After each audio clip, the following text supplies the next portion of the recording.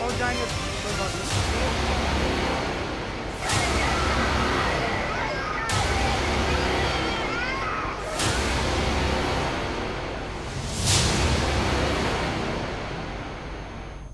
नमस्कार, मैं हूं दीपाली।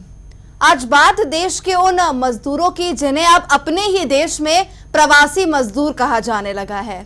देश के अलग अलग राज्यों में फंसे हुए प्रवासी मजदूर घर भेजने के लिए राज्य सरकार काम तो कर रही है, एक बड़ी चुनौती उनके सामने है। एक तरफ जहां प्रवासी मजदूरों के लिए हर दिन सैकड़ों की संख्या में ट्रेनें श्रमिकों के उनको गंतव्य स्थान तक पहुंचा रही है, वहीं हजारों लाखों बसों ट्रकों से मजदूर घर लौट रहे हैं और इतने ही मजदूर सड़कों से पैदल निकल रहे हैं।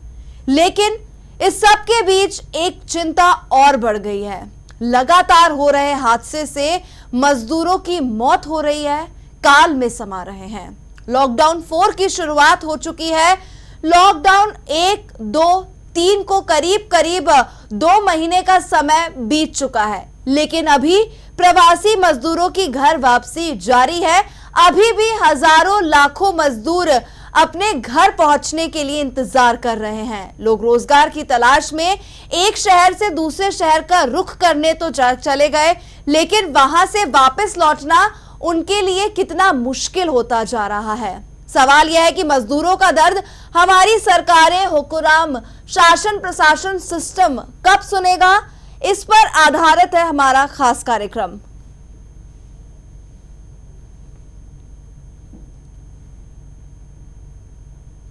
तो ग्राफिक के माध्यम से एक बार आपको बताते हैं कि इस देश में मजदूरों की क्या स्थिति है।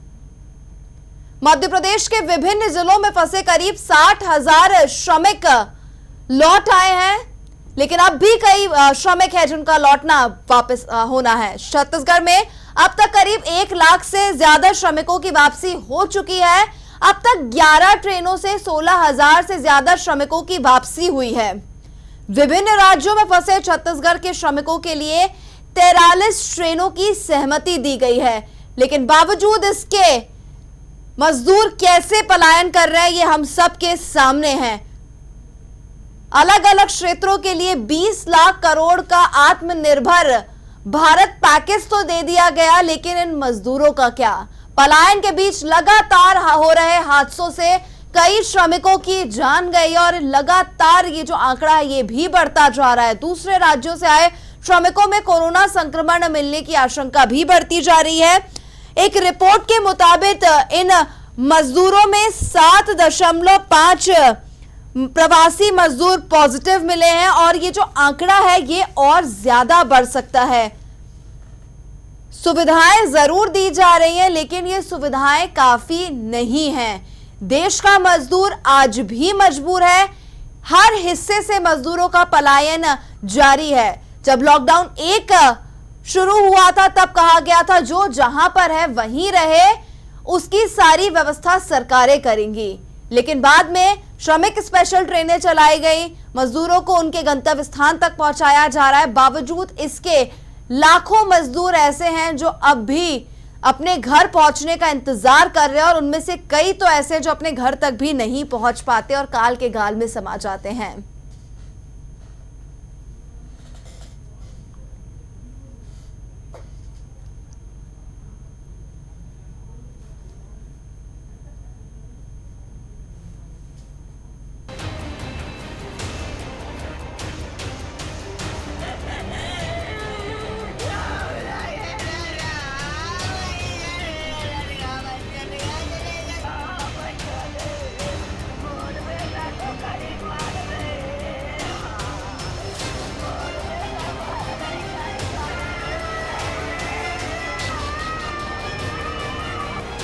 हाँ दीजिए, पहुंच जाएंगे, कोई बात नहीं।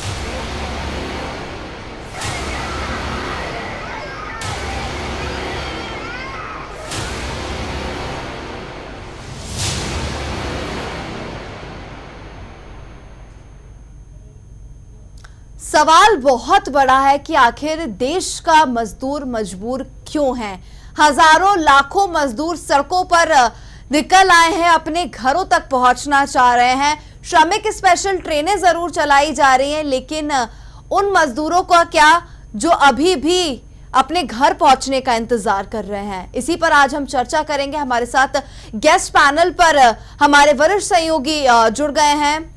वरिष्ठ सहयोगी के रूप में अभिषेक श्रीवास्तव हमारे साथ जुड़े हुए हैं, राजेंद्र गहरवार जी हमारे साथ जुड़े हुए हैं, राजीव जैन जी हमारे साथ जुड़े हुए हैं। आप सभी का बहुत स्वागत। सबसे पहला और सबसे बड़ा सवाल अभिषेक जी आपसे, आज देश के मजदूर को इतना ज्यादा वो मजबूर हो गया है और इन्हें अब प्रवासी कहा जाने लगा है। अपने ही देश में इन मजदूरों को प्रवासी कहा जाने लगा है।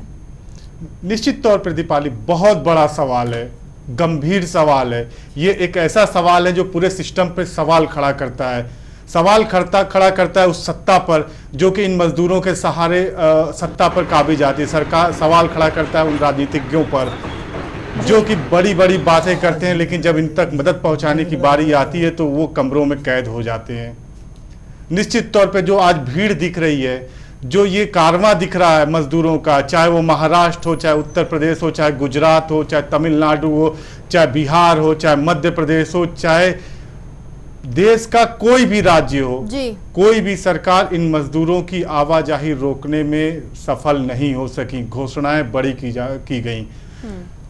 बिल्कुल अभिषेक जी, सवाल तो बहुत सारे हैं जिनका जवाब आप, हम और वो करोड़ों मजदूर तलाश रहे हैं जो शायद अब सिर्फ अपने घर जाना चाह रहे हैं। मैं आपसे आगे भी और सवाल पूछूंगी। हमारे साथ और भी गेस्ट पैनल पर हमारे वरिष्ठ सहयोगी जुड़े हुए हैं।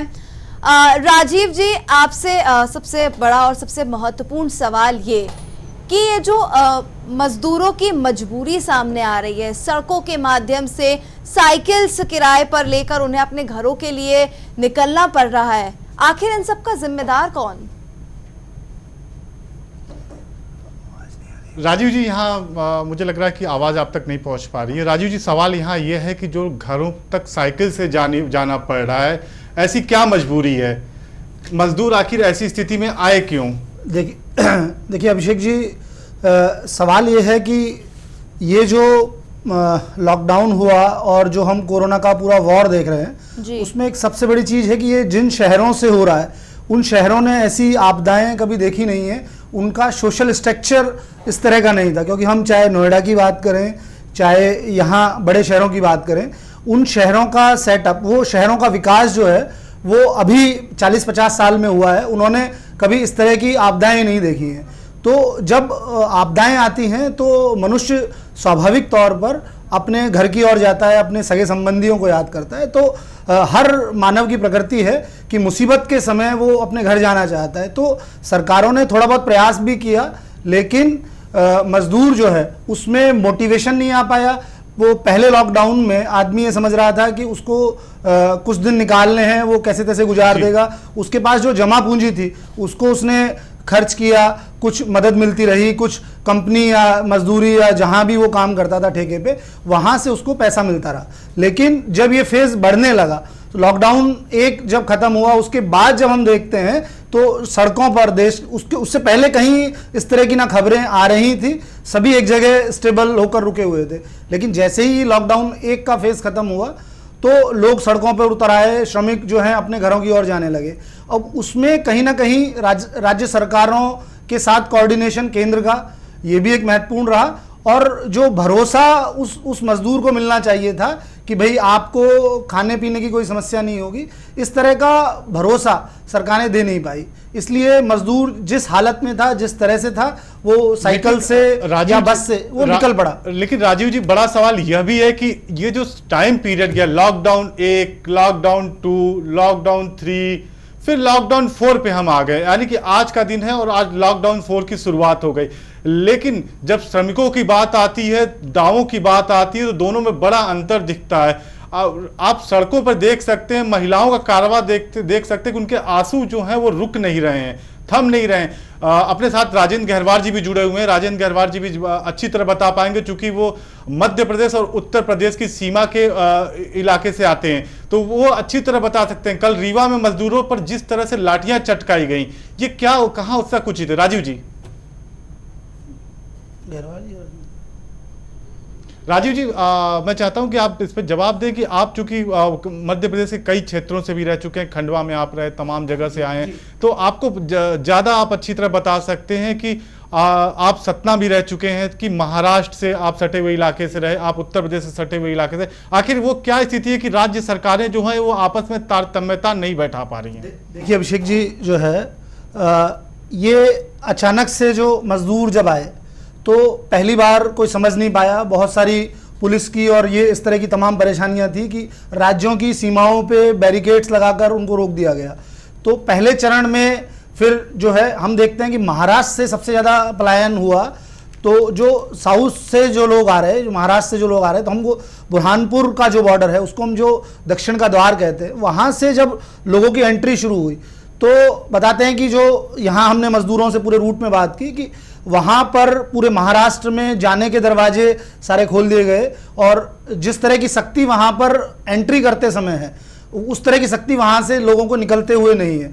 और हम पूरे मध्य प्रदेश से गुजरकर जब वो आखिरी चौराहाट रीवा में जब उत्तर प्रदेश की सीमा में जब वो पहुँचता है, यूपी और बिहार जाने वाला मजदूर, तो हम देखते हैं कि पूरे मध्य प्रदेश में जो है लोगों ने उनकी मदद की, अपने फंड से सरकार ने भी मदद की और लोग खुद भी आगे आए। लेकिन जब कल का घटनाक्रम हम देखते हैं कि एक सरकार जो है उत्तर प्रदेश की वो अपने बाउंड्री में मजदूरों को घुसने नहीं दे रही है, तो इस तरह के बद इंतजामों से और जो आदमी जिसका धैर्य टूट गया है और वो 40 दिन 45 दिन लगातार पैदल चल के या साइकिल पे या जैसे तैसे जुगाड़ करके वाहन से वो जब वहाँ सीमा पर पहुंचा और उसका खुद का राज्य उसको अंदर आने से मना कर दे रहा है, तो उस पर क्या बीतेगी और क्या होगी, क्योंकि हमको लॉकडाउन और ये सब चीजों से अलग होकर एक बार मानव होकर छोड़ना पड़ेगा। यही तस्वीर जो आपने बताई वही तस्वीर कुछ दिन पहले भी देखने के लिए मिली थी, जब राजस्थान से जो कुछ श्रमिक उत्तर प्रदेश की सीमा में जाना चाहते थे तो उन्हें सीमा पर रोक दिया गया। इस कारण दोनों राज्यों की पुलिस में धक्का मुक्की हुई, नोकझोंक हुई और तमाम वो वीडियो जो है वो सोशल मीडिया पे ट्रेंड कर गया। अब जरा सोचिए कि सरकारें दावा कितना कर रही हैं और मजदूरों के जब उनको मजदूरों के लिए कुछ करने की बारी आ रही है तो वो कर क्या रही हैं। यानी कि जो सिस्टम और जो पुलिस तंत्र है जो सरकारों के इशारे पर चलता है, वो जब मजदूरों को अपने राज्य की सीमा में प्रवेश की बारी आती है तो उन्हें प्रवेश देने से रोक देता है। इन्हीं सी विषयों पर चर्चा करते हुए हम पहुंचते हैं अपने साथी राजेंद्र गहरवार जी की तरफ। राजेंद्र जी, चूंकि आप जो हैं वो उत्तर प्रदेश की सीमा से सटे हुए इलाके से आते हैं, आपके पास सतना है वो भी उत्तर प्रदेश का बॉर्डर लगता है, रीवा है उत्तर प्रदेश का बॉर्डर लगता है, इसके अलावा सिंगरौली जो है, सिंगरौली की भी एक बड़ी सीमा जो है उत्तर प्रदेश से लगता है। आप प्रतिदिन ये दृश्य देख रहे हैं कि उत्तर प्रदेश की सीमा में प्रवेश करने के लिए श्रमिकों को कितना संघर्ष करना पड़ रहा है।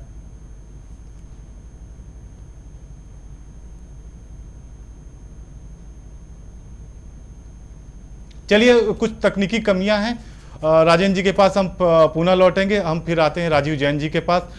राजीव जी, आपको क्या लगता है कि ये जो इतना लंबा पीरियड बीता, इस पीरियड में जब श्रमिकों के हितों की रक्षा की बात की गई, तमाम तरह के दावों की बात की गई, ये कहा गया कि केंद्र सरकार जो है वो 2.25 लाख करोड़ का राहत पैकेज देती है और कहती है कि श्रमिकों को भोजन मुहैया कराया जाएगा, लेकिन जब हमारे सामने दृश्य आते हैं तो कई श्रमिकों की भूख से भी मौत होती है। यहाँ तक कि कई अपने घर को फ़ोन करते हैं कि हमारे पास 1 किलो से 2 किलो राशन बचा हुआ है और हम उस स्थिति में नहीं है कि हम संबंधित राज्य में रह सकें। तो क्या मानते हैं कि सरकारों ने जो दावा किया वो पूरी तरह से उस पर अमल नहीं हो सका, या फिर सरकार और जो मजदूर हैं उनके बीच की सेतु जो हैं, यानी कि वो सिस्टम, यानी कि वो प्रशासन, वो अपना कार्य सही से नहीं कर पाया?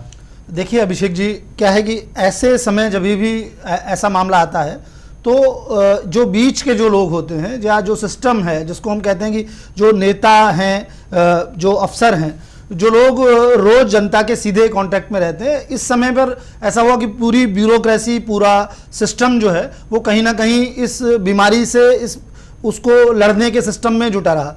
और जब व्यवस्थाएं इस तरह की बनानी चाहिए थी कि जब भरोसा देना चाहिए था आदमी को, उस समय फेलियर रहा। हम देख रहे हैं कि जो है मौके पर जो है बहुत गिने चुने चुनिंदा नाम हैं, चुनिंदा नेता हैं जो गिने चुने वहाँ पर हैं। मतलब कहिए कि कुछ जगह तो ऐसे हैं कि जहां पार्षद तक लोग नहीं पहुंचे हैं और लोग वहां पर विरोध कर रहे हैं पार्षदों का। पर पार्षद भी वो हैं जो कॉलोनियों में रहते हैं, एक हाउसिंग सोसाइटी में को डील करते हैं। और ये हम लोग जिनकी बात कर रहे हैं आज, वो है मजदूर। उन मजदूरों का ना राशन कार्ड है, ना उनको वहां पहचानता है। वो उस शहर में या तो उस ठेकेदार को जानते हैं जिसके भरोसे पे वो आए हुए हैं, और या हद से हद वो जानते हैं तो अपनी सोसाइटी या अपने जो इलाके के लोग हैं उनको वो परिचित होते हैं। लेकिन इस समय जब आपदा आई या ये इतना बड़ा वायरस अटैक हुआ, तो उनको समझ नहीं आया कि क्या करें। एक तरफ जो है उनके जो मालिक थे या रोजगार जो दे रहे थे, उन्होंने हाथ खींच लिए, यहाँ समाज से कोई सामने तुरंत आया नहीं। तो जो ये भरोसे की तस्वीर जो हम 50 दिन बाद देख रहे हैं, अगर ये पहले दिन से ये पता होता कि खाने पीने की कमी नहीं आने दी जाएगी, समाज सेवी संगठन और जिस तरह के जो अन्य लोग हैं वो जिस तरह से सामने आ रहे हैं आज की डेट में, अगर वो शुरुआती दौर में निकले होते या ये भरोसा मजदूरों में आ गया होता, तो आज हम देख रहे हैं कि अब भोपाल के पास की बात करें तो मंडीदीप में फैक्ट्रियां चालू होने के लिए हैं, लेकिन वहां पर मजदूर नहीं है। इसी तरह की समस्याएं जो हैं पूरे प्रदेश में आ रही हैं, और अभी ये हम शुरुआती दौर देख रहे हैं। मुझे लगता है कि आने वाले दिनों में ये कठिन और होने वाला है कि जब आपको मजदूरों को घर बुलाने जाना पड़ेगा। बिल्कुल अभिषेक जी, यहाँ मैं एक सवाल पूछना चाहती हूँ। मजदूरों की मजबूरी अपनी जगह पर, लेकिन जो सियासतदान लोग हैं वो इस पर अभी भी आरोप प्रत्यारोप लगाने के अलावा और कुछ नहीं कर रहे। कांग्रेस दावा कर रही है कि 500 से ज्यादा बसें हमने भेजी हैं, तो वित्त मंत्री निर्मला सीतारमण कह रही है कि राहुल गांधी का मजदूरों से बात करना सिर्फ ड्रामा है। तो इन सब बातों से ही यह अंदाजा लगाया जा सकता है कि कितनी गंभीर सरकारें हैं। यहाँ पर आरोप प्रत्यारोप लगाने से लोगों को फर्क नहीं पड़ रहा है कि मजदूर कितना परेशान हो रहे हैं। आखिर कब तक ये जो सियासत है ये चलती रहेगी? निश्चित तौर पर दीपाली, आपका सवाल बेहद गंभीर सवाल है। सवाल यह है कि ये राजनीतिक सियासी दल जो हैं वो आखिर एक दूसरे पर आरोप प्रत्यारोप लगा रहे हैं। सच्चाई यही है कि सियासत यहाँ सियासी रोटियां सेकी जा रही हैं, चाहे वो भारतीय जनता पार्टी हो चाहे वो कांग्रेस हो। दोनों दल, अगर जिसकी भी सरकार जिस राज्य में नहीं है वो उस राज्य में पूरी तरह से सियासत कर रहा है। सवाल ये है, अगर हमने शुरुआत में इन राज्यों की सरकारों ने गंभीरता दिखाई होती, दोनों दलों की सरकारें जहां जहां जिन जिन राज्यों में हैं, तो ये मजदूरों के साथ प्रवासी वर्ड नहीं जुड़ा होता, जो आजकल एक ट्रेंड बन गया है कि प्रवासी मजदूर। अपने ही देश में मजदूर जो हैं वो प्रवासी हो जाते हैं, वो राज्य की सीमाओं में बांट दिए जाते हैं, और सियासी दल जब आते हैं तो एक दूसरे पे आरोप प्रत्यारोप छींटाकशी करते हैं। अगर यही छींटाकशी की जगह अगर एक उनकी मदद के लिए ये हाथ बढ़े होते तो शायद मजदूरों की ये दशा नहीं होती। यहाँ जब जी, क्या लगता है प्राइमरी स्टेज पर सरकारें क्या कुछ कर सकती थी कि मजदूरों की ये स्थिति आज ना होती? निश्चित तौर पे प्राइमरी स्टेज पे यहाँ सरकारें बहुत कुछ कर सकती। जब लॉकडाउन पहले 1 लगा तो उस समय ये हुआ कि हम श्रमिकों तक खाना पहुंचाएंगे, उन जरूरतमंदों तक खाना पहुंचाएंगे, लेकिन फिर अचानक एकाएक ऐसा होता है कि श्रमिकों को अपने राज्य वापस ले जाने की होड़ शुरू हो जाती है। उत्तर प्रदेश की ने ये शुरुआत की, और देखते देखते दिल्ली में लाखों की संख्या में भीड़ एकत्रित होती है। इसके बाद फिर राजस्थान, मध्य प्रदेश, तमाम ऐसे राज्य जुड़ गए जो कि मजदूरों को वापस लाने के लिए जुटे। उसके बाद श्रमिकों में एक भय का माहौल बन जाता है, उन्हें लगता है कि वो संबंधित राज्य में सुरक्षित नहीं है, इससे बढ़िया कि वो अपने गांव चलें। और ये जो गांव चलने की होड़ पैदा होती है, ये देश को संकट में डालती है।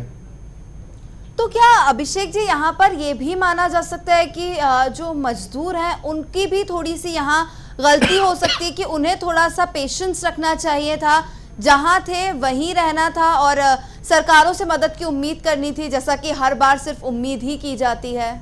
दीपाली देखिए, यहाँ सवाल ये नहीं है कि मजदूरों को पेशेंस रखना चाहिए। सवाल ये है कि हमने उन्हें एक आस दिखाई थी, हमने उनमें आस जगाई थी कि हम आपको आपके घर तक ले जाएंगे।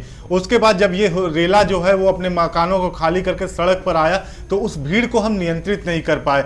शुरुआती जो चरण में बात ये थी कि हम उन तक भोजन पहुंचाएंगे, तब तक वो शांत थे। जैसे ही बात उनको घर तक पहुंचाने की हुई, उसके बाद से स्थितियां विस्फोटक हो गई, और वो ये स्थितियां आज पूरा देश देख रहा है। आप भोपाल की, चूंकि मध्य प्रदेश में हम रहते हैं, मध्य प्रदेश एक ऐसा राज्य है जिसमें किसी भी राज्य में जाने के लिए आपको मध्य प्रदेश से होकर ही जाना पड़ेगा। तो ऐसी स्थिति में यहाँ जो तस्वीरें देखने के लिए मिल रही हैं वो बेहद भयावह तस्वीरें हैं। तो ऐसे में जरूरी ये था कि हम उनके भोजन के इंतजाम करते, उनके लिए आर्थिक मदद करते, लेकिन जो उन्हें हमने ये दावा किया कि उन्हें हम घर तक ले जाएंगे, इससे बचना चाहिए था। जी दीपाली। अभिषेक जी, इन सब के इतर हमें ये नहीं भूलना चाहिए कि हम कोरोना जैसी महामारी से लड़ रहे हैं और अभी तक हम अपनी जंग जीत नहीं पाए, लेकिन ये जो प्रवासी मजदूर हैं, इनके आने से भी जो कोरोना का खतरा है वो बढ़ता जा रहा है। कुछ आंकड़े में बताना चाहूंगी कि 7.5 प्रवासी मजदूर ऐसे हैं जो कोरोना की जद में हैं और ये आंकड़ा बढ़ता जा रहा है। निश्चित तौर पे अगर कोई सफर करेगा तो उसे कोरोना का भय रहेगा। वो तमाम उन जगहों से गुजरेगा जहां कोरोना पीड़ित हो सकते हैं, वो तमाम उन जगहों से गुजरेगा जहां पे कोरोना संभावित हो सकते हैं। इसके अलावा वो अगर बसों में सफर करता है तो उसमें उसके साथ जो उसका सहपाठी या सहयोगी जो सफर कर रहा है वो कोरोना पीड़ित हो सकता है। तो इससे निश्चित तौर पर जो कोरोना है वो तेजी से फैल सकता है। और दीपाली, सबसे बड़ी चीज ये है कि मजदूरों को हम बाधे रखने में नाकामयाब रहे, पूरी तरह से हम फेल रहे। हम अभी भले ही घोषणा ये कर दें कि हम जो है उन्हें हम मुआवजा देंगे, उनकी मौत पे, घायल होने पे इतने रुपए देंगे। सारी राज्य सरकारों में इस समय जो है वो मुआवजे को लेकर होड़ मच गई है। सवाल यहाँ मुआवजे का नहीं है, सवाल उनकी आर्थिक व्यवस्था का है, सवाल उनके भोजन का है। तो आप ऐसी व्यवस्था कीजिए जिससे उनको भोजन मिल सके। दीपाली। बिल्कुल अभिषेक जी, यहाँ चाहूंगी कि राजीव जी से आप एक सवाल पूछें कि ये जो सरकारें हैं, चाहे बीजेपी हो चाहे कांग्रेस हो, किसी भी राज्य की सरकार हो, ये आपस में सामंजस्य क्यों नहीं बिठा पा रही हैं? अभी भी जो लॉकडाउन 4 के लिए गाइडलाइंस है उसमें ये कहा गया है कि राज्य सरकारें चाहें तो अपने सामंजस्य के मुताबिक इंटर स्टेट बसेस की फैसिलिटी शुरू कर सकते हैं, लेकिन फिर भी अब तक क्यों सामंजस्य नहीं बैठ पाया?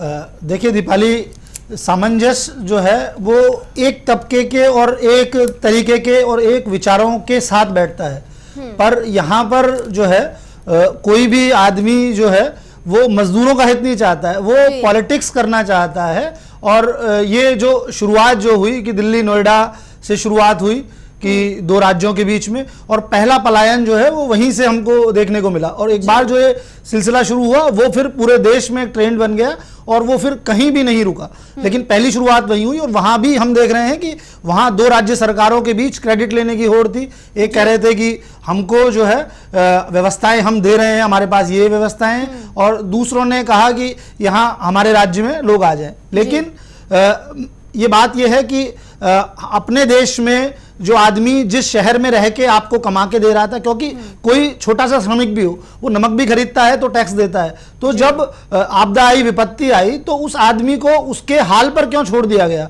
ये ऐसी नौबत क्यों आई कि हम उसको प्रवासी कह रहे हैं, अपने राज्य पे जाने को मजबूर हो रहा है? स्थिति सबकी गंभीर है, बड़े सेक्टर अछूते नहीं है, मजदूर अकेला नहीं है, लेकिन ये आपदा है। क्योंकि अगर 50-60 दिन देश में अगर कामकाज बंद रहेगा तो निश्चित रूप से अर्थव्यवस्था पर भारी असर पड़ेगा और हर सेक्टर को इससे जूझना पड़ेगा। लेकिन मजदूर जो है वो सबसे ज्यादा, क्योंकि सबसे निचले तबके पर है, और जो भारत में सिस्टम जो है वो सिस्टम में सबसे नीचे का आदमी है, तो इसलिए जो है उसको ये जरूरत थी कि उस समय भरोसा दिया जाता। और अब सरकारों ने भरोसा देने की जगह उस समय शुरुआती दिनों में पॉलिटिक्स की, अब चूंकि उन पर दबाव बन गया है कि जब दूसरी सरकारें ऐसे कर रही हैं, क्योंकि सबसे अंत में हम देखेंगे तो बिहार ऐसा राज्य था जिसने अपने मजदूरों को वापस लेने को तैयार हुआ, और वो तो अपने गठबंधन और अपनी सरकार जो है केंद्र की सरकार, उससे भी भिड़ गया कि आप एक बार नीति बनाइए और बताइए कि किसको किस तरीके से लेकर आना है। क्योंकि बिहार ये राज्य जो है वो इस बात को जानता था कि हमारे मजदूरों की संख्या देश में सबसे ज्यादा है, और अगर उन्होंने एक बार लेना शुरू कर दिया तो उनके पास इतनी व्यवस्थाएं प्रथम चरण में नहीं थी।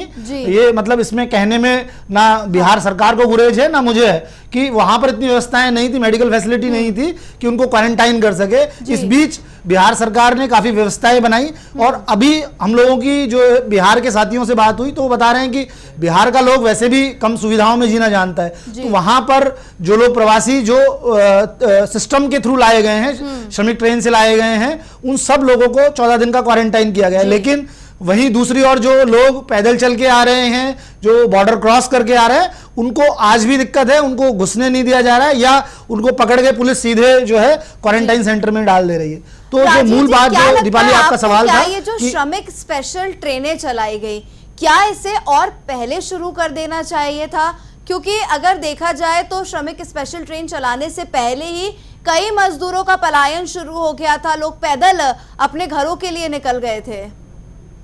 देखिए दीपाली, ये श्रमिक ट्रेन जो है ना, एक तरह से सरकार ने अपनी लीपापोती की है। जब मामला हाथ से निकल गया उसके बाद कहीं जाकर श्रमिक ट्रेन की बात आई, क्योंकि जब सड़कों पर इतनी भीड़ हो गई कि जिसको पुलिस के थ्रू बैरिकेड लगाकर कंट्रोल करना मुश्किल हो गया, तब कहीं जाकर ये आइडिया है। क्योंकि शुरुआती अगर चरण में ये कह दिया जाता कि 14 दिन 21 दिन जो भी एक क्वारंटाइन का होता है, कि हम मान लें कि श्रमिक कहीं संक्रमित होने की आशंका थी और वो अपने घर में बैठ गया है, तो 14 दिन 21 दिन 22 दिन जो भी एक पीरियड था, अगर वहां पर जो है अगर वहां पर अगर ये व्यवस्था होती, ये उसको बता दिया जाता पहले से कि इतने दिन के लिए ऐसा होगा, तो आदमी वहीं रुक जाता। लेकिन ऐसा पहले से बताया नहीं गया, और अंत में जब सरकार के हाथ से पूरा निकल गया मामला, तो हम जब देखने लगे कि ट्रकों में, बसों में, साइकिल पर, जिस तरह हाईवे पर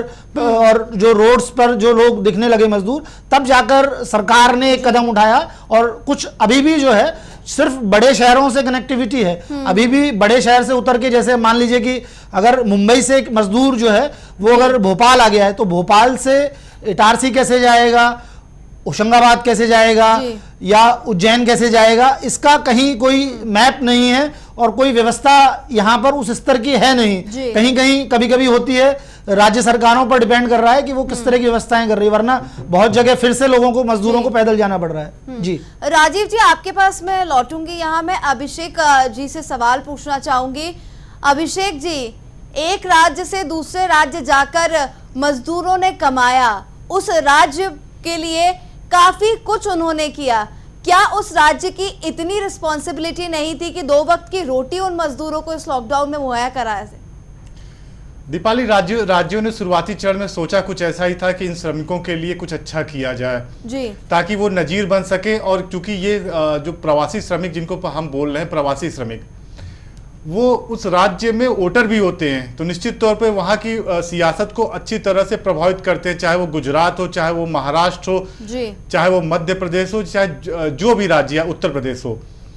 ऐसे में शुरुआत में राज्यों ने सोचा था कि इन तक हम भोजन पहुंचाएंगे, लेकिन जो कहते हैं ना कि सरकार और जो मजदूरों के बीच सेतु का कार्य करते हैं, यानी कि वो तंत्र, यानी कि वो प्रशासन, उसने इस कोरोना काल को शुरुआती चरणों में अपने हित का सौदा देख लिया। उसे लगा कि 15-20 दिन का मामला है, लोग घरों में कैद रहे हैं, कोरोना जो है वो खत्म हो जाएगा, इसलिए वो उतना गंभीर नहीं हुआ जितना उसे शुरुआती चरण में गंभीर होना चाहिए था। यही से स्थितियां बिगड़ती हैं। और जब पहली बार मजदूर बाहर आते हैं, और उत्तर प्रदेश की घोषणा के बाद जब मजदूर बाहर आते हैं, सड़कों तक आते हैं, तो उसके बाद राज्यों में जो होड़ मस्ती है अपने श्रमिक के लिए, वो कहीं ना कहीं हालात को और बेहद विस्फोटक कर देती है।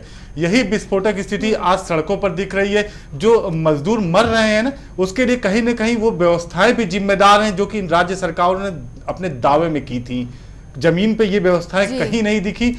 कुछ ट्रेनों की बात छोड़ दी जाए, कुछ बसों की बात छोड़ दी जाए, और बसों में भी किस अंदाज से मजदूरों को ढोया जा रहा है। कई फुटेज ऐसी आई, दीपाली, आपने भी चलाया और हमने भी देखा कि उसमें स्पष्ट रूप से बस संचालक कह रहे हैं कि भैया आप उत्तर प्रदेश के रहने वाले हो, आप इस बस में नहीं बैठ सकते हो, आप गुजरात के रहने वाले हो, आप बस में नहीं बैठ सकते हो।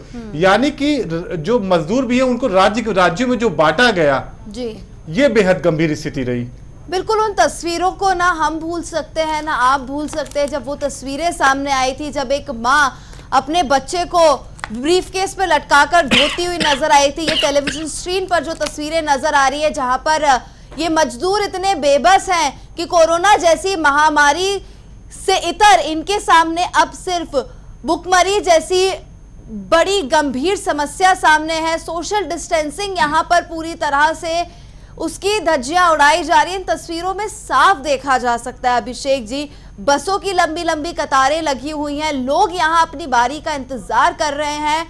कई बार कई ऐसी तस्वीरें सामने आई और लगातार हादसों का दौर भी जारी है, जहां पर ये मजदूर हादसों का शिकार हो रहे हैं। इन हादसों का जिम्मेदार कौन?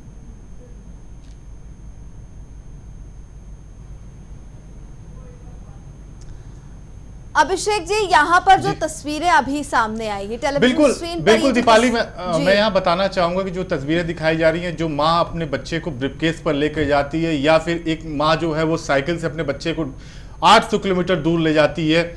इसके अलावा वो तमाम तस्वीरें जो पाँव जो गांव से सड़कों को नाप दिया गया, ये बेहद दुखद तस्वीरें हैं और बेहद डरावनी तस्वीरें। ये उस भारत की तस्वीर बिल्कुल नहीं हो सकती जिसकी कल्पना हम करते हैं। ये उस भारत की तस्वीर बिल्कुल नहीं हो सकती जहां मानवता सबसे बड़ा धर्म है। ये उस भारत की तस्वीर बिल्कुल नहीं हो सकती दीपाली, जो एकता का संदेश देता है। ये तस्वीरें अगर हम उसमें इन तीनों में से किसी भी सिद्धांत का अगर पालन कर लिए होते तो शायद ये जो सड़कों पे भीड़ है वो हमें देखने के लिए नहीं मिलती। ये मजदूर अपने घरों में रहते, उन शहरों में रहते, उन राज्यों में रहते जहां की तस्वीर को गढ़ने के लिए इन्होंने अपना खून और पसीना बहाया है। जहां की बुलंद इमारत को खड़ा करने के लिए इन्होंने घंटों मेहनत की है, वर्षों मेहनत की है, और उन्हीं इमारतों में इन्हें रहने के लिए इतनी सी जगह नहीं मिलती है। निश्चित तौर पे ये तस्वीर जो है ये एक करारा तमाचा है उस सिस्टम के ऊपर जो कि ये कहता है कि हम इन मजदूरों को सुरक्षा देंगे, इन मजदूरों को हम भोजन देंगे, इन मजदूरों के लिए हम रहने का इंतजाम करेंगे। दीपाली, अभिषेक जी आपके पास लौटूंगे। हमारे साथ ग्वालियर से हमारे सहयोगी नितिन त्रिपाठी भी लाइव जुड़ गए हैं। नितिन जी, ग्वालियर में क्या स्थिति, जो प्रवासी मजदूरों का आना जाना जारी है, वहां पर क्या हालात हैं?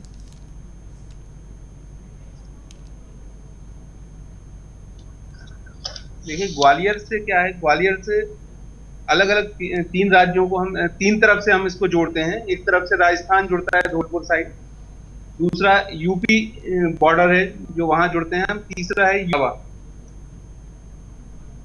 आप मुझे सुन पा रहे हैं? जी जी नितिन जी। हाँ, तो ये इस तरह से ये है। तो अभी सबसे ज्यादा दिक्कत जो आ रही है वो आ रही है एमपी यूपी बॉर्डर पे दतिया में। जी। दतिया से जैसे ही यूपी बॉर्डर में एंटर करते हैं तो वहां पे उनको रोक दिया जाता है। जी। मजदूर जिस परेशानी झेल रहा है अभी बॉर्डर पे, वो उसको कहीं ना कहीं राज्य सरकारों को मिलके कोई एक रास्ता निकालना चाहिए, क्योंकि मजदूर वहां पे हजारों की संख्या में फंसे रहते हैं। इस तरह से पुलिस उनको उस तरफ निकालती है, उस तरफ से उनको रोक के वापस या उनको इस तरफ फेल दिया जाता है। तो ये जो परिस्थिति बन रही है ये बड़ी खराब है। और भूखे प्यासे परेशान हाल मजदूर जो हैं वो एक तरह से फुटबॉल की तरह हो गए हैं कि कोई मध्य प्रदेश के पाले में डाल रहा है, मध्य प्रदेश उसको यूपी के पाले में डाल रहा है। तो ये स्थिति अभी यहाँ पे देखने को मिल रही है। जी जी नितिन जी, चूंकि ग्वालियर चंबल क्षेत्र से दो राज्यों की सीमा जुड़ती, राजस्थान भी और उत्तर प्रदेश भी, जहां से लगातार प्रवासी मजदूरों का आना जारी है। बॉर्डर्स की स्थिति आपने बताई कि बॉर्डर्स पर किस तरह से जो कोऑर्डिनेशन है वो नहीं बैठ रहा है। यहाँ पर मजदूरों को क्या परेशानी आ रही है, क्या स्थिति है फिलहाल वहां की? देखिए, परेशानी तो वही है जो लगभग सब जगह है। आप अगर यहाँ के सिनेरियो को देखें तो जो एमपी यूपी बॉर्डर है वहां से पूरा बुंदेलखंड का यूपी और मध्य प्रदेश दोनों, उत्तर प्रदेश मध्य प्रदेश के जो बुंदेल एरिया आता है जैसे ललितपुर झांसी, आपका इस तरफ महोबा बांदा और जो पूरा है, दूसरी तरफ मध्य प्रदेश का हिस्सा है सागर, टीकमगढ़, पन्ना, छतरपुर, दमोह। ये तो यहाँ से जो माइग्रेशन हुआ, जिस तरह से पलायन हुआ और जो मजदूर बड़ी संख्या में दिल्ली, मुंबई, अहमदाबाद या दूसरी जगहों पे गए, जब वो मजदूर जा रहे थे तब भी किसी ने उसको गंभीरता से नहीं लिया। सरकारी आंकड़े कुछ भी नहीं कहते क्योंकि वहां पे कोई रिकॉर्ड ऐसा है नहीं, यानी नियम तो सारे हैं लेकिन जब ये वापस आ रहे हैं तो इनका कोई रिकॉर्ड तो है नहीं, कितने लोग गए थे, कितने वापस आएंगे। लेकिन अप्रॉक्स अगर हम देखें तो एमपी यूपी बॉर्डर पे ही करीब 1.5 लाख मजदूर क्रॉस हुए हैं।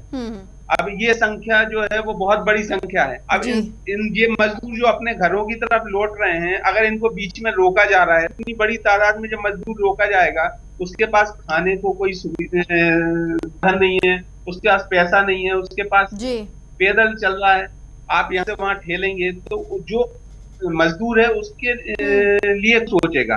जी। जो परिस्थितियां इससे उत्पन्न होंगी उनके बारे में कौन सोचेगा? कहीं से कहीं तक इसको कोई गंभीरता से नहीं ले रहा है। ये बड़ी आश्चर्यजनक और दुखद बात है कि मजदूरों को लेकर कोई एक अभी तक कोई बड़ा प्लान या ऐसा कोई चीज अभी सामने नहीं आई है। जी। यहाँ हमारे वरिष्ठ सहयोगी अभिषेक श्रीवास्तव नितिन जी आपसे कुछ सवाल पूछना चाहते हैं। अभिषेक जी अपना सवाल आप पूछ सकते हैं। नितिन जी, एक सवाल यहाँ ये खड़ा होता है कि लॉकडाउन 1, लॉकडाउन 2, लॉकडाउन 3 और अब आज से लॉकडाउन 4, इतना लंबा समय अवधि बीती, लेकिन जब मजदूरों की बात आती है तो उन तक जो योजनाओं की घोषणा की गई, आखिर क्या कमियां नहीं कि उन तक वो पहुंच नहीं पाती है। हम शुरुआत में ये कहते हैं कि 2.25 लाख करोड़ रुपए केंद्र की ओर से जारी किए जाते हैं कि ये मजदूरों के भोजन के लिए होंगे। इतने रुपए में भी मजदूरों को हम भोजन नहीं करा पाते। इसके अलावा तमाम सरकारों ने इंतजामात किए, उन्होंने दावे किए कि मजदूरों को घर तक राशन पहुंचाया जाएगा। फिर आखिर वो गलती कौन सी गलती थी जिस कारण ये मजदूर जो है वो सड़कों पर दिखे? देखिए अभिषेक जी, ये समझने की चीज है, ये जब मजदूर परेशान था और जिस समय वो फंसा था तब घोषणाएं करने में देर हो गई और योजनाएं तैयार करने में देरी हुई। अगर उसको समय पे सारी चीजें मिल जाती तो शायद वो वहां से वापस ना लौटता, लेकिन वो उसमें देरी हुई। वो उसमें जो घबराहट थी कि हम कहीं फंस गए हैं और हमारे पास कुछ नहीं है, हम अपने परिवार से भी नहीं मिल पाएंगे और यहाँ पे हम एक गुमनामी जिंदगी जो जी रहे हैं उसमें हमें अगर मर जाते हैं तो हमारे यानी अपनों भी हम अपना संदेश नहीं पहुंचा पाएंगे। उस घबराहट और दहशत के कारण उसने वहां से हटना शुरू किया, भागना शुरू किया। अब वो सड़कों पे है। इस समय हजारों लोग अगर सड़क पे हैं तो सरकार की योजना सड़क पे कहां पहुंच जाएगी? ये इसको समझना पड़ेगा। अगर हम देखें तो अगर जो मजदूरों को अगर इतनी बड़ी संख्या में जो स्वयंसेवी संस्थाएं और संगठन सामने नहीं आते और नहीं सहयोग के लिए हाथ बढ़ाते तो स्थितियां और विकट हो सकती थी। आप देखिए ना, हर जगह सड़कों पे जो स्वयंसेवी संगठन है वही दिख रहे हैं। सरकार तो आपको नजर आई हो तो मुझे नहीं मालूम, मुझे तो किसी तस्वीर में या कहीं भी सरकार नजर नहीं आई। उनका एकमात्र उद्देश्य रहा सरकारी तंत्र का, प्रशासन या पुलिस जो रही कि इनको यहां से निकाल दो या इनको यहां से वापस भेज दो। इसके अलावा उनके पास कोई योजना सड़क पे तो नहीं थी। ये जो दहशत है उनके मन में या उनके मन में कहीं ना कहीं इस तरह का भाव तो आपको देना पड़ेगा ना कि आप सुरक्षित हैं। अगर सुरक्षा को लेकर उनके मन में आशंका हो तो भागेंगे और यहाँ से वहां जाएंगे। जी अभिषेक। बिल्कुल नितिन जी, आपने सही कहा कि इन मजदूरों के चेहरे से हमें भय का माहौल दूर करना होगा। हमारे साथ हमारे वरिष्ठ सहयोगी राजेंद्र गहरवार जी भी जुड़ चुके हैं। राजेंद्र जी, बड़ा सवाल ये है कि चूंकि आप भी उत्तर प्रदेश की सीमा से लगे हुए इलाके से आते हैं, आप वहाँ के सबसे वरिष्ठ पत्रकारों में से एक रहे हैं जिसने इस पूरे इलाके का अध्ययन किया हुआ है। क्या लगता है, क्या दोनों राज्य की सरकारों में तारतम्यता का अभाव है जबकि दोनों सरकारें एक ही पार्टी की हैं? अभिषेक जी, तो एक सबसे पहले तो एक भौगोलिक जो स्थिति है मध्य प्रदेश की, हम उस पर बात करना चाहेंगे। क्रॉस द कंट्री अगर कहीं भी आपको जाना है तो मध्य प्रदेश की सीमा से होकर ही जाना है। अगर आपको बिहार जाना है, झारखंड जाना है, उत्तराखंड जाना है, छत्तीसगढ़ जाना है, मतलब किसी भी स्टेट को अगर आप क्रॉस करते हैं कंट्री को तो आपको मध्य प्रदेश की से गुजर के ही जाना होगा। और मुझे लगता है कि मध्य प्रदेश के जो हालात है वो उस तक सीमित है कि हम कोरोना के पेशेंट्स और बाकी चीजों पे जिससे शोर मचता है उस पे हमारा ध्यान उन चीजों पे नहीं है, हाईवेज पे नहीं है, रेल की पटरियों पे नहीं है। और उसकी वजह है कि इस तरह की स्थितियां निर्मित हो रही है। हम अब आते हैं बात करते उत्तर प्रदेश की। मतलब आप अविश्वसनीय इस बात को मान सकते हैं कि इतनी असंवेदनशीलता की स्थिति हम लोगों ने इससे पहले कभी नहीं देखी। उत्तर प्रदेश की जो सीमा है वो इलाहाबाद से जुड़ती है, चाकघाट रिवर की अगर हम बात करें तो।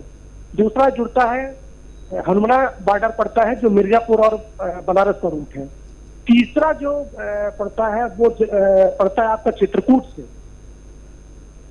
और उसकी हालत ये है कि आप इन राज्यों उत्तर प्रदेश ने अपने सीमाओं को सील कर रखा है और उसकी वजह है उनकी अपनी जो भी हो, मुझे इसका अंदाजा तो नहीं है, लेकिन दोनों राज्यों मध्य प्रदेश और उत्तर प्रदेश के बीच में एक तरह से संवादहीनता की स्थिति हम मानेंगे या समन्वय की कमी मानेंगे कि इन दोनों राज्यों के बीच से ट्रांसपोर्टेशन का, आवागमन का जो मामला है वो बहुत पेचीदा होता जा रहा है। हम आपको बताना चाहेंगे कि चाकघाट में कोई अभी लाठीचार्ज हुआ था शनिवार की रात में। देर रात मजदूर परेशान भूखे प्यासे बैठे हुए थे और करीब करीब 10,000 की संख्या में ऐसी संख्या पहुंच गई थी। ट्रकों की एंट्री नहीं मिल रही थी, वाहनों की एंट्री मिल रही थी, पैदल जाना मुश्किल हो रहा था, लोग परेशान थे। रात को 12 बजे उन्होंने वहां पे चकाजाम कर दिया और उस चकाजाम की वजह से पुलिस ने लाठीचार्ज करना शुरू किया और बेतहाशा बर्बरतापूर्ण तरीके से उन पे हमला किया गया।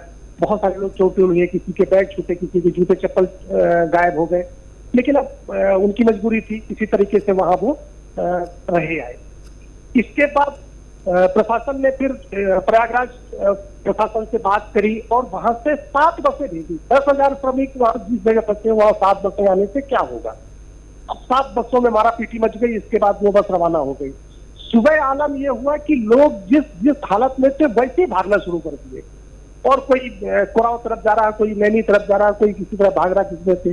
प्रयागराज से अतिरिक्त पुलिस बल बुलाया गया जिसने वहां पे उन लोगों को पकड़ा, रोका। फिर 23 बसें मध्य प्रदेश की ओर से रीवा प्रशासन ने व्यवस्था करी, कुछ बसें वहां से बुलाई गई, लेकिन फिर भी उन मजदूरों का इस तरह से मदद नहीं हो पाई। यही हाल हनुमना के बॉर्डर की हम बात करें तो वहां भी करीब 3 से 4,000 लोग हर दिन जुटते हैं। उत्तर प्रदेश सरकार इस मामले में अपना पल्ला झाड़ लेती है और अपने बॉर्डर को सील कर देती है। लेकिन गहरवार जी, यहाँ सवाल ये उठता है कि दोनों सरकारें दावा बड़ा कर रही हैं। मध्य प्रदेश सरकार कहती है कि हम अपने सीमा में किसी को भूखे नहीं रहने देंगे। उत्तर प्रदेश सरकार कहती है कि हम जितना श्रमिकों के लिए कर रहे हैं उतना कोई भी सरकार नहीं कर रही है। तो फिर आखिर ऐसी नौबत क्यों आती है कि लाठीचार्ज करना पड़ता है श्रमिकों पर? अभिषेक जी, आपको एक चीज तो और जान के हैरानी होगी कि इन्होंने चित्रकूट के रास्ते पर कम से कम नहीं तो 50 ट्रक मिट्टी डाल दी थी, सड़क पे ऊंची दीवार खड़ी कर दी थी कि ताकि उत्तर प्रदेश लोग जा सके। बिल्कुल। दावे इनकी सवाल यहाँ गहरवार जी ये भी बनता है ना कि आखिर वो कमियां कहाँ रह गई? आखिर इन सरकारों ने तारतम्यता क्यों नहीं आपस में बैठाई? क्यों श्रमिकों को छोड़ दिया इन खुली सड़कों पर? देखिए, इनको क्या हुआ कि शुरुआत में आपने कह दिया कि जो जहां है वहीं रहे और वहां पे सुरक्षित रहे, उसको खाने की व्यवस्था तमाम सारी। हम स्वतंत्र रूप से चाहे वो बड़े पैमाने पर हम उसकी पूछताछ कर सकें, लेकिन जिन लोगों से हमारी बात इस दौर पे हुई है, मध्य सरकार ने कहा था कि हम हर खाते में जो मध्य प्रदेश से बाहर लोग रह रहे हैं उनके खातों में 1,000 रुपए डालेंगे। मुझे ऐसा एक भी श्रमिक नहीं मिला जिसने ये कहा हो कि उसके खाते में 1,000 रुपए आए। पहली बात। दूसरी बात, जैसे महाराष्ट्र में थे या गुजरात में थे, जिन जगहों पे थे तो वहां कुछ दिनों तक तो उन्हें कोई इस तरह की समस्या नहीं आई, वहां पे उन्हें राशन दाल खाना पीना मिला। लेकिन जैसे ही अपने राज्यों के का संकट खड़ा हो गया, जैसे गुजरात के जो गहरवार जी, यहाँ एक छोटे सवाल के साथ कि आप जो ये राजनीतिक दल हैं जिन्होंने दावा किया है कि हमारे कार्यकर्ता जो हैं वो सड़कों पर मजदूरों को भोजन का इंतजाम कर रहे हैं, आपसे छोटा कमेंट, क्या वाकई आपको दिखते हैं? बिल्कुल, बहुत न्यूनतम है, न्यूनतम है। चलिए मजे में है। चलिए, बहुत बहुत धन्यवाद गहरवार जी। अब हमारे साथ हमारे इंदौर से साथी राजेश त्रिपाठी जी जुड़ चुके हैं। राजेश जी, आपका बहुत बहुत स्वागत है। सबसे बड़ी बात यह है कि जो श्रमिक हैं वो सड़क पर हैं और इंदौर जो कि है मध्य प्रदेश की आर्थिक राजधानी है। कहा यह जा रहा है कि हम आर्थिक गतिविधियां को सुचारू करेंगे, लेकिन जब श्रम शक्ति ही नहीं रहेगी तो आर्थिक गतिविधियां कैसे सुचारू होंगी?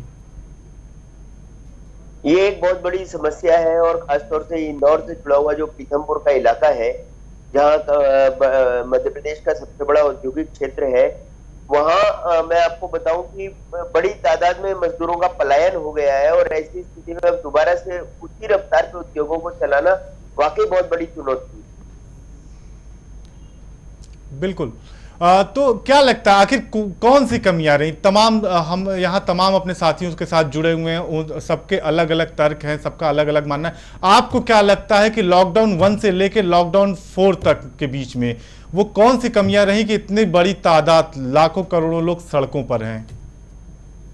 देखिए, लॉकडाउन 1 के समय बाद हम सभी देख रहे थे कि सारी चीजों को देख के योजनाएं तैयार की गई, लेकिन मजदूर उस सारे क्राइटेरिया पे भी शामिल नहीं थे। उनके बारे में किसी ने कुछ नहीं सोचा। और इसका कारण ये, जब उनकी परेशानियां बढ़ने लगी, उनके खाने पीने की समस्याएं, उनकी दिक्कतें होने लगी, तो उनमें भगदड़ की स्थिति हो गई, इलाके को छोड़कर अपने घर जाने लगे। और उसके बाद इतना उनको बस और दूसरे साधनों की व्यवस्था हो रही है। तो मजदूर को प्रोजेक्ट में, पूरी योजना में कहीं थे ही नहीं। वो तो अचानक बीच में आगे बढ़ने को देखकर मीडिया में हल्ला मचा। तब सरकारों की प्राथमिकता में मजदूर नहीं थे, कहीं किसी परेशानी शुरू हुई। निश्चित तौर पे यहाँ अपने साथ राजीव जी भी लगातार जुड़े हुए हैं। राजीव जी, आपसे ये सवाल है कि आपने देखा राजेंद्र गहरवार जी ने क्या बताया, राजेश त्रिपाठी जी ने बताया, उसके बाद नितिन त्रिपाठी जी ने बताया। आपको क्या लगता है कि अब लॉकडाउन 4 के दौरान सरकार को क्या कदम उठाने चाहिए ताकि इन मजदूरों तक हम सुविधाएं पहुंचा सकें और इनके आंसू कुछ हद तक पहुंच सके? देखिए अभिषेक जी, सरकार अब अगर चाहे भी तो, लेकिन जब तक वो आदमी किसी एक ठिकाने पर नहीं पहुंचेगा तब तक सुविधाएं पहुंचाना थोड़ा मुश्किल है। अभी रास्ते में हद से हद खाने पीने की व्यवस्था की जा सकती है और उसको घर पहुंचने के बहुत बेहतर से बेहतर इंतजाम किए जा सकते हैं। लेकिन अभी जो देखने में आ रहा है कि बिहार की सीमा हो या उत्तर प्रदेश की सीमा हो, बाकी अन्य राज्यों में खुले दिल से जो है मजदूरों का स्वागत कर रहे हैं और अंदर उनको ले रहे हैं। पर इन दो राज्यों में ज़्यादा स्थिति गंभीर है, क्योंकि इन राज्यों में मजदूरों की तादाद बहुत ज़्यादा है और उनको वहाँ पर अकोमोडेट करना और उनको मेडिकल फैसिलिटी देना ये बहुत मुश्किल है। इसलिए वो हो सकता है कि अपनी व्यवस्थाओं को दुरुस्त कर रहे हों और किसी तरह की व्यवस्था होने के बाद इनको लें। लेकिन तब तक स्थिति ये है कि इनको कैसे भी रुक कर वहाँ पर भले ही टेंट लगाकर रोकें, लेकिन खाना पानी, क्योंकि ये हम देख रहे हैं कि देश में लगभग सभी जगह 44, 45, 46 डिग्री का टेम्परेचर है। उतनी खुली धूप में मजदूर परिवार के साथ बैठा है, इतने दिन पैदल चल के आया है, तो उसको पहले से ही एक थकान है और 46 दिन का जो ये मानसिक दबाव जो उसके ऊपर है, उससे उसकी हालत गंभीर है। तो सरकार को एक बार उसके खाने और रहने का इंतजाम पहले चरण में करना पड़ेगा। इसके बाद जो है उसको इस बात का भरोसा देना पड़ेगा कि सरकारें उसके साथ हैं, उसकी नौकरी या उसका जो भी वो जॉब करता था उसमें बुरी स्थिति नहीं आने दी जाएगी, क्योंकि सरकार भी जो है अभी बहुत तरह के पैकेज आए हैं। और उसके बाद जो है सरकार इन फैक्ट्रीज हो, इंडस्ट्री हो या जो निर्माण के काम थे, सरकारी निर्माण थे, मनरेगा जैसी योजनाएं थी, उन सबको वापस से शुरू कर रही है। राजीव जी, ये कुछ ऐसा ही सवाल मैं नितिन त्रिपाठी से भी हम करना चाहेंगे। नितिन त्रिपाठी जी, हम ये चाहते लॉकडाउन 4 में ऐसा क्या इंतजाम किया जाए कि ये मजदूर के आंसू कुछ हद तक पोंछे जा सकें? दूसरी चीज क्या कि हम फौरी तौर पे तो उनकी मदद करते हैं, लेकिन फिर ऐसी कौन सी दीर्घगामी योजना बनाई जाए जिससे मजदूर जो हैं वो लंबे समय तक अपने घरों पे रुके रहें और अपने खास इलाके में ही वो मेहनत करके अपने परिवार का जीविकोपार्जन कर सकें? देखिए अभिषेक जी, अभी की स्थिति में तो जब भी मजदूरों से जो भी बात हो रही है, हमारे जो रिपोर्टर्स आती हैं या जो दूसरे माध्यमों से हमारे पास जो आ रहा है, उसमें यही है कि मजदूर अब वापस लौटना नहीं चाहता आज की स्थिति में, है ना। तो ये अब एक तो जो बड़े शहर हैं जहां औद्योगिक क्षेत्र हैं, उनको इसके लिए कुछ विकल्प तलाशना होंगे या उनको एक भरोसे के साथ वापस लाना होगा। ये बहुत बड़ी चीज है। ये सरकार और जो उद्योगपति हैं और उनको दोनों को मिलके इन मजदूरों को यकीन दिलाना पड़ेगा कि आप अगर हमारे पास आते हैं तो आपका रोजगार, आपका परिवार और आप सुरक्षित हैं, पहली चीज। दूसरी चीज ये है कि अगर ये अपने गांव या अपने लौट रहे हैं तो उनको वहां पे रोजगार देना पड़ेगा, क्योंकि जिस संख्या में कई सालों में 20 साल, 40 साल, 50 साल से जो लोग यहाँ से बाहर गए थे, उनमें से मैक्सिमम वापस लौट आए हैं। तो अधिकांश जो लोग वापस लौटे हैं उनके सामने अभी रोजगार का संकट है, उनके पास खाने पीने का संकट है। तो पहले तो यही होना चाहिए सरकारों की और लोकल जो है अपना स्थानीय प्रशासन जो है वो उनके लिए पहले तो खाने की पूरी व्यवस्था करे, रहने का इंतजाम करे। जैसे जिनको क्वारंटाइन किया है या जो भी व्यवस्थाएं की हैं, तो उनको वहां पे एक पर्याप्त मात्रा में उनको खाना और बाकी जो चीजें हैं उनको मिलना चाहिए। इसके बाद जब ये क्वारंटाइन पीरियड खत्म होगा तो इसके बाद उनके लिए शुरुआत होगी रोजगार की। तो उनके पास कोई विकल्प होना चाहिए जिससे कि वो अपने गांव, अपने घर के पास कोई काम कर सके। अगर उनको वहीं पे कोई रोजगार उपलब्ध कराया जा सकता है, सरकार मनरेगा जैसी योजनाएं हैं, इसमें कन्वर्जेंस को लेके काफी काम हुआ था पहले। अगर इसको सारी दूसरी योजनाओं के साथ जोड़ के अगर इसको कन्वर्जेंस जाते हैं, एक बड़ी उपयोगी साबित हो सकती है इस तरह के जो श्रमिक हैं उनको काम देने के लिए। जी, अपने साथ राजेश त्रिपाठी जी भी जुड़े हुए हैं, लगातार बने हुए। राजेश जी, इंदौर में आप क्या देखते हैं? इंदौर की आर्थिक स्थितियां आने वाले कुछ महीनों में आप किस रूप में देखते हैं, और वहां श्रम शक्ति की जरूरतों को कैसे पूरा किया जाएगा? इंदौर अभी जिस स्थिति में है, करीब 2,000 से ज्यादा कोरोना पॉजिटिव केसेस सामने आ चुके हैं, 100 से ज्यादा मौतें हो चुकी हैं। निश्चित रूप से प्रचार करने के बाद ये एक बड़ा लंबा समय इनको सारी गतिविधियां अपने आप को सुचारू करने की। उसके इंदौर एक बड़ा व्यवसायिक केंद्र है, तो चीजें बहुत जल्दी रिकवर होंगी, कुछ तो नहीं है, लेकिन बाजार को चालू करने का एक वो बड़ी चुनौती है, उसमें काफी ज्यादा समय लगने की उम्मीद है।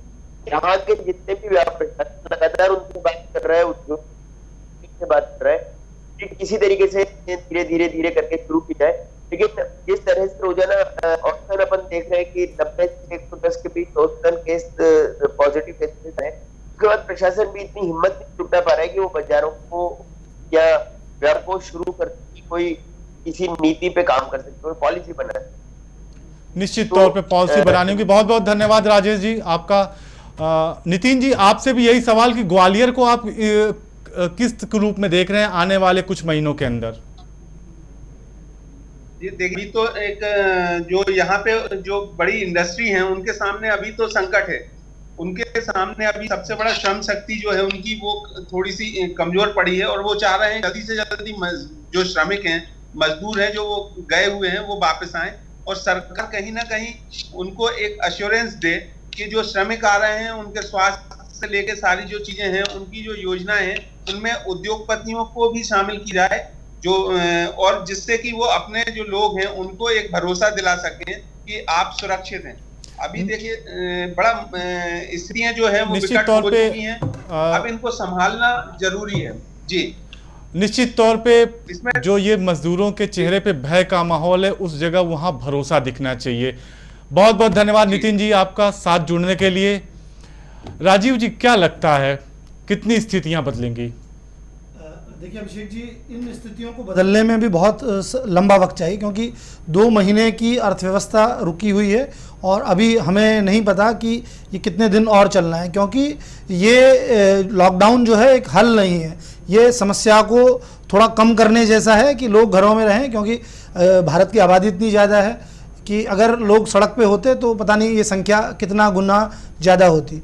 अभी कुछ लोग सड़क पे हैं, ज़रूरी काम वाले लोग बाहर निकल रहे हैं, लेकिन इन व्यवस्थाओं को सुचारू होने में पहले एक बार लॉकडाउन 4 में जो जितनी रिलैक्सेशन दी गई है, वहाँ से बाज़ार नियमित रूप से खुलें, फिर ये इंडस्ट्री और जो बड़े सेक्टर खुलें, तो जो ये हमें इतना समय लगेगा, तो मुझे लगता है कम से कम जो है इसको पटरी पर आते आते 2 से 3 महीने का वक्त अगर आज की सिचुएशन है उसमें भी लग जाएगा, इन मजदूरों के आने के इंतजामों को देखते हुए, क्योंकि जब तक फुल स्विंग पर यूनिट नहीं चलेगी वो प्रॉफिट में नहीं आ सकती। और अभी हम कह रहे हैं कि 30% श्रमिकों के साथ चलाएं, तो उसमें मुनाफे पे लाना भी एक बहुत मुश्किल काम है उद्योगपतियों के लिए भी। बिल्कुल, बहुत मुश्किल काम है उद्योग व्यवस्था को पटरी पर लाना। मुझे लगता है दीपाली भी आपसे कुछ सवाल पूछना चाहती हैं। जी राजीव जी, यहाँ पर मैं आपसे जानना चाहूंगी कि ये मजदूर जो हैं ये अपने घर तक पहुंच जाएंगे, लेकिन इनका फ्यूचर क्या होगा, क्योंकि ये मेहनत मजदूरी पर ही आधारित थे, इनको ट्रैक पर किस तरह से लाया जा सकता है? देखिए दीपाली, मैं आपको कुछ उदाहरण देकर समझाता हूँ कि ये मामला असल में है क्या। क्योंकि हमने जब अपने पूरे नेटवर्क के जरिए ये बात जानने की कोशिश की कि मजदूर जो मजबूर है वो आज क्या सोच रहा है, तो एक कहानी मैं आपको बता रहा हूँ हमारे पड़ोसी जिले राजगढ़ की, कि हमने जब बात की तो यहाँ पर जो है राजगढ़ जिले में एक कहानी सामने आई कि गुजरात में एक पिता पुत्र जो हैं वो दोनों एक सैनिटाइजर कंपनी में काम करते हैं, 700 रुपये देने की उनको मजदूरी मिलती है और वो मजदूर जो है अपने मतलब यहाँ तक पहुँचा है लॉकडाउन में रिलैक्सेशन मिलने के दौरान साइकिल पर और वैसे दूसरी तरह की यात्राएं करके। अब जब हमने उससे बात की कि अब आप क्या करेंगे, तो उनका कहना था कि अगर हमको अपने शहर में 100 रुपये का भी काम मिल जाएगा तो हम बाहर नहीं जाएंगे। तो मतलब अगर 700 रुपये का मजदूर 100 रुपये में काम करने को तैयार है, इसका मतलब ये है कि उसके मन में भय है कि ऐसी मुसीबत फिर कभी आई तो हमको फिर ये दिन देखने पड़ेंगे। ये अकेला उदाहरण नहीं है, बहुत सारे अलग अलग शहरों में हमने किया। तो सभी जगह ये आई कि अगर लोकल स्तर पर छोटा मोटा भी रोजगार मिलेगा, उससे आधी जरूरत का मिलेगा तो भी करना पड़ेगा। लेकिन कई ज़िले ऐसे हैं जहां पर बिल्कुल भी इंडस्ट्री नहीं है, बड़ी नहीं है। जैसे अगर हम विंध्य के कुछ इलाके देखें जहां पर इंडस्ट्री नाम की चीज़ नहीं है, जैसे टीकमगढ़ जिला देखें कि जहां से बहुत ज़्यादा लोग बाहर जाते हैं, तो वहाँ पर मजबूरी है कि उसको निकलना पड़ेगा क्योंकि कोई विकल्प नहीं है उसके पास। क्योंकि खेत में अगर उसको काम मिलता है तो वो बहुत कम समय के लिए है कि साल में उसको 2 महीने 3 महीने काम मिलेगा, और अगर उसके पास छोटा मोटा अपना कोई खेत है वहाँ पर वो 1 आध महीने और गुजारा कर लेगा, लेकिन बाकी के 8 महीने क्या करेगा, ये उसके साथ बहुत मुश्किल है। इसलिए जो है मनरेगा योजना हम चाहें कि अगर उसके बलबूते पे, तो वहाँ पर भी जब वो योजना, जब मनमोहन सिंह सरकार या यूपीए गवर्नमेंट की योजना थी तो उस समय भी 100 दिन का रोजगार की हम बात कर रहे थे। 100 दिन अगर वो मान लें और ये लगभग 100 दिन हम 3 महीने का ये मान लें, तो अगर 200 दिन का रोजगार भी मिल रहा है तो भी उसके पास एक सर्टेन नहीं है। लेकिन यह है कि जो उसके साथ उसकी पत्नी आ रही है या बच्चे आ रहे हैं जो वो वहीं रुक सकते हैं, मजदूर सिर्फ आए। एक विकल्प उनके पास ये है कि वो अपने आजीविका के लिए परिवार को वहीं छोड़कर अपने माता पिता या जो पूरा संयुक्त परिवार है उसके पास छोड़े, और मजदूर अकेला मुंबई, आपका मंडीदीप, इंदौर, पीथमपुरा ऐसे बड़े शहरों में या इंडस्ट्रियल हब में जाकर रुके, क्योंकि उसका अब भरोसा कायम करना उसमें बहुत लंबा वक्त लगेगा।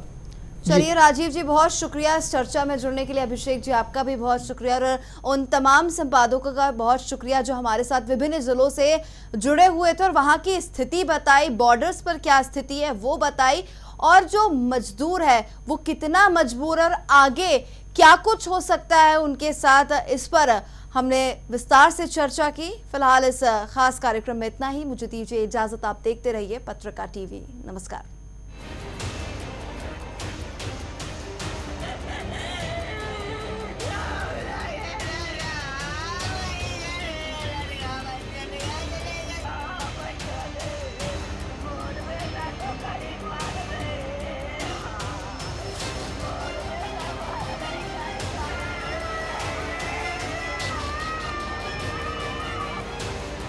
पहुंच जाएंगे, कोई बात नहीं।